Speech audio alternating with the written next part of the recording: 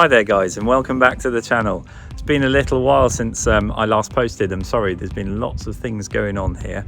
I just thought I wanted to get you back up to speed, so there'll be a few things in today's video.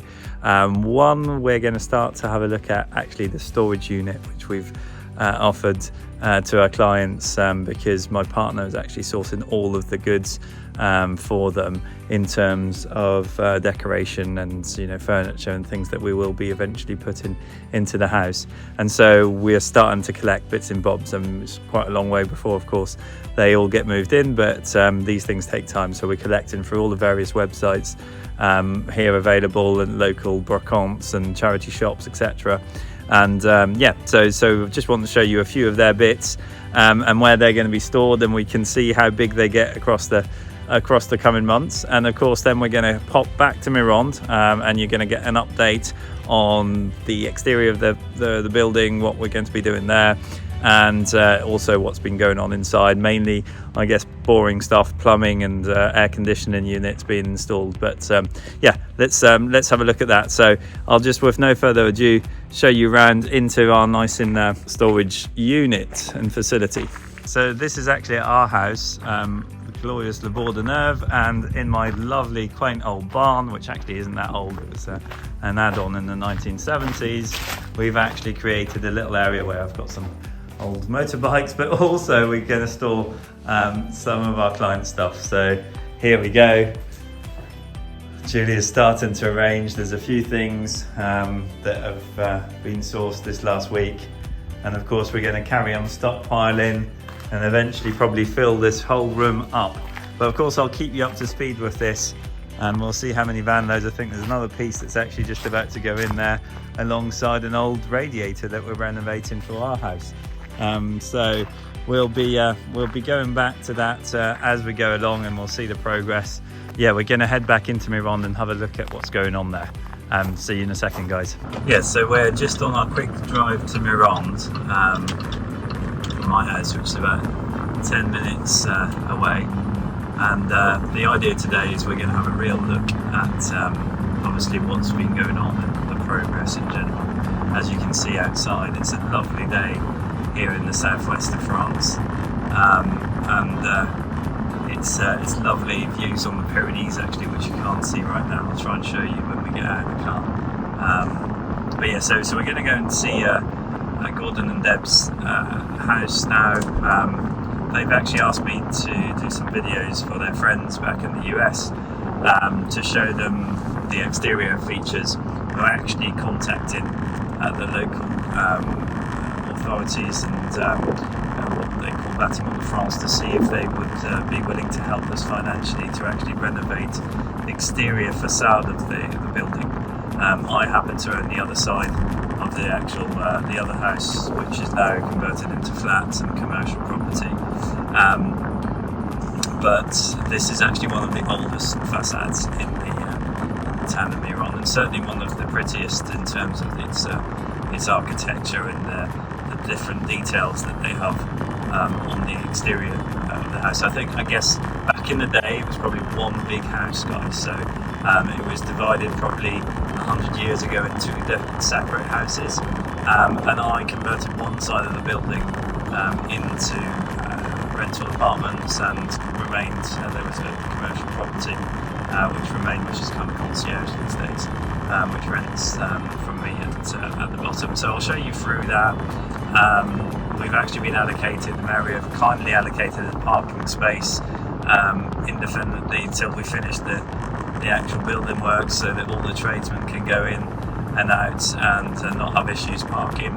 Obviously unloading can be difficult when you're building in town. So for us, of course, this is home ground, so we're kind of only a few minutes away. That's really why we took on such a project. It's very difficult, and it's to do building in general in towns is difficult, of course, for parking reasons, for loading reasons, etc.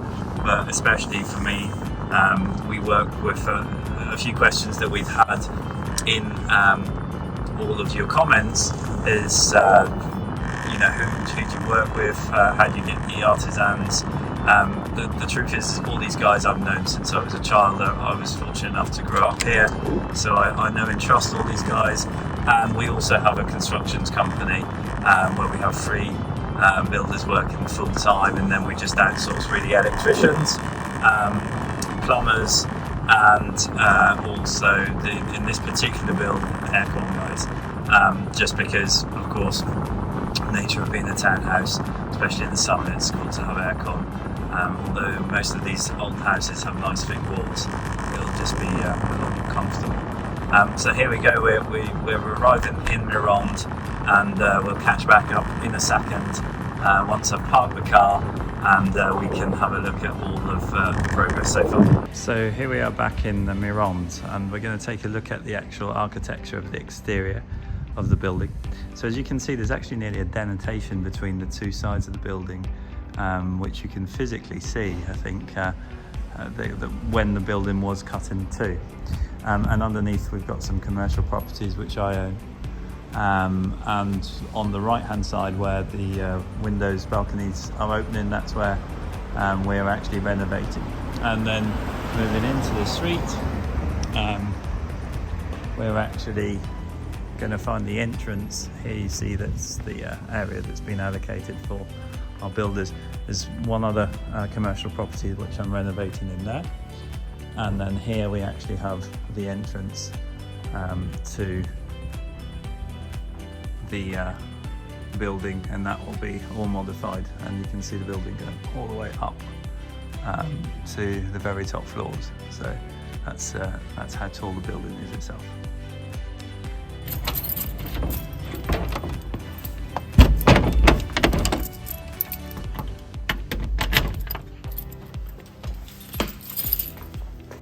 So here we are back inside. I'm going to take no further ado. We've seen Patrick, our plumber, has actually been doing quite a bit of clearing up since last time.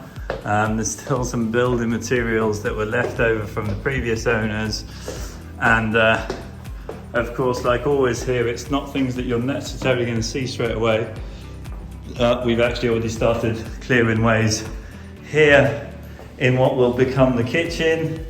We can actually see through the floor here where the evacuations will be for the main sink. Also, we have been testing all of the actual evacuations themselves and finding new ways of actually getting everything out efficiently. As we've seen outside, the house used to be divided in 2. So there's actually 2 exits for the current drainage. Funny thing, here's Patrick's modified radio. I think everybody can admire the antennae on this, and he's already set himself up his own little kitchen, as well as taking out all of the old units left by the previous owners. Here we are in the main hall, and this is obviously given out on the street where we were sat down filming a few seconds ago. I'll just film a few more details in here. It's such a lovely feature of all of the room itself. And we're going to move upstairs now. So this is obviously going to be the kitchen, guys. And we're moving back up, and Patrick has started some work above there as well, just laying out where all of the units will be and what he needs to do, of course, in terms of evacuation. So the plan here is we'll be walking into the laundry room, which will be divided. I'm going to show you in another video all of the 3D planning that we've got for this, and there'll be boiler and areas for the dryer and washer. We're going to take this apart and try and conserve it and actually use it up the stairs, probably in the office area, and this will be the area where there'll be a wall, and eventually here we can have a door if we want into what will be the dressing room. And here you can see what Patrick's been lying down on the floor is that here you'll have your toilet, that's where the evacuations will have to be, and here you'll have your sink and your shower, which will be here in the corner. And then moving on to the actual bedroom itself. Again, we've got some different plans of how we could end up having the room. And as we're going along, of course, our clients are kind of changing a little bit of what we've started off with design-wise, because you know, it's just down to experience of how they want places, and do they want a communicated bathroom, and so do they want a door, do they not want a door, and things like that. So we're just finding out the details, and this will be then walking into the office, and this main office area where Patrick is actually going to install here. I don't know if we can see because it's quite dark, but he's going to be installing a little kind of sink area so that they can be some coffee made here. Of course, all importantly, we're working long hours. And yeah, so here is the guest bathroom. And again, on the markers on the ground level, so he's dug a few holes here to find out where this is all going. And obviously then just here the toilets. So again, the toilets will match directly underneath, so there's only one evacuation, right? And that's what we're trying to do as much as possible. And then there won't be any progress in here because this will just be the spare bedroom.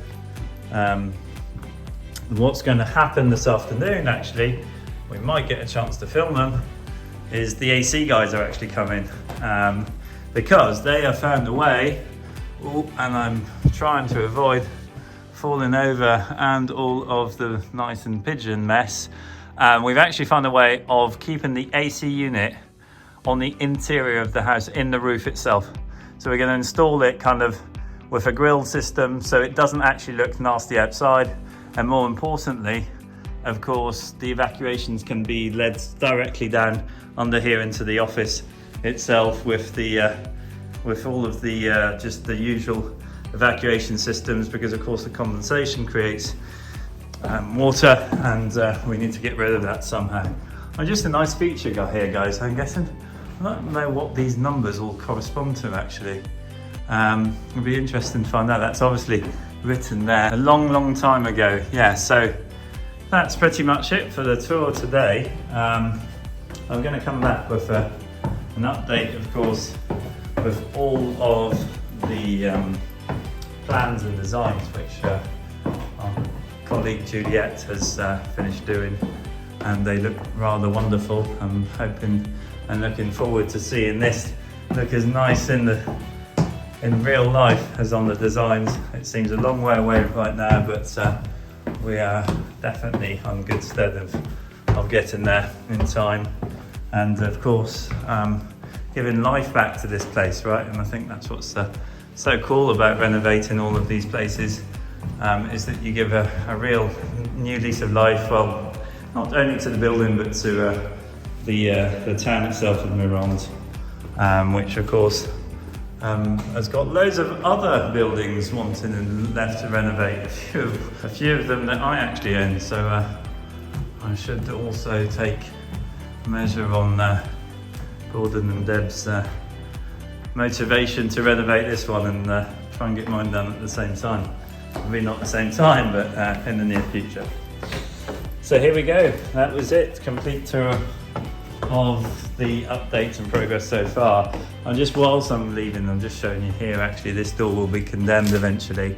It's the back of the laundrette which runs underneath, but that will be condemned. There'll be a wall installed, and these are old evacuations that Patrick has been testing, and in fact they actually work. A new electric counter has actually been fitted as well in the meantime, so that can all be read remotely these days. And pretty much that's it. And you can now see, look, actually it's a really cool feature here, guys. That's a lovely marble fireplace, which would have been quite a feature that we would like, of course, to keep, and we will keep down here. And we'll look forward to showing you all of this shortly with new updates. And of course, let's have a look at those 3D plans. I think that will really make things happen for you.